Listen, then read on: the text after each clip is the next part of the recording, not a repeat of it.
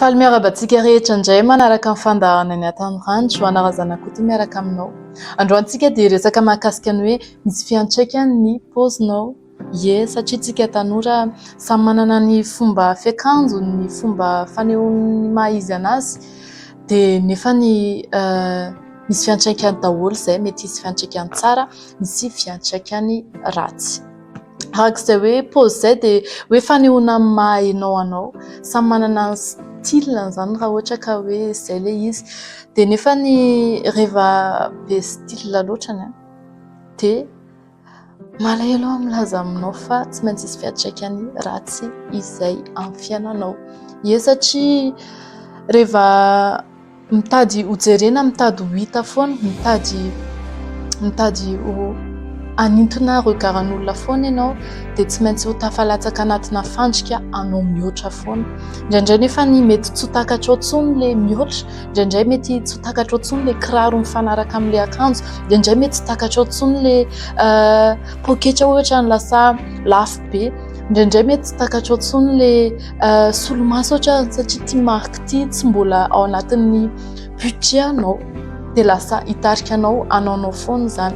Misy fiantraikany foana ny paozinao, misy fiantraikany amin'olona foana. Indraindray tsika tanora koa anao hoe izay tiako io nge, izay paozy tiako io fa vola kokoa nge io e, dia izay mahafalifaly ny foko io, fa misy olona koa mitsara antsika amin'ny fomba fiakanjontsika, amin'ny paozintsika.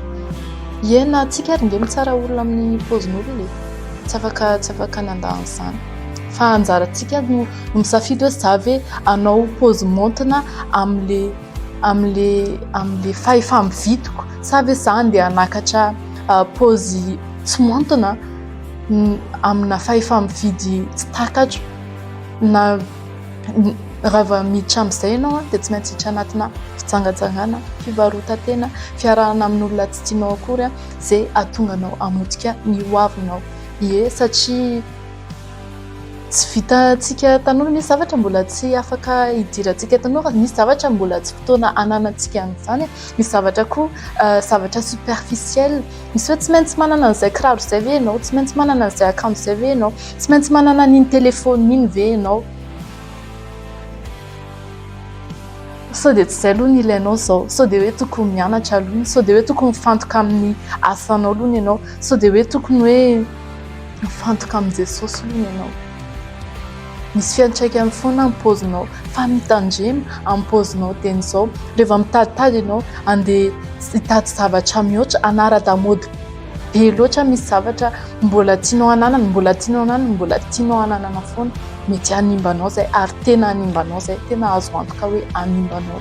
Fa mahaiza mionona amin'izay zavatra omen'Andriamanitra anao eo, aza mitady zavatra mihoatra, aza mitady zavatra lavitra, aza mitady mikarokaroka be loatra koa hoe inona indray ny lamaody manaraka, inona indray ny ohatran'izao, inona indray ny ohatran'izao.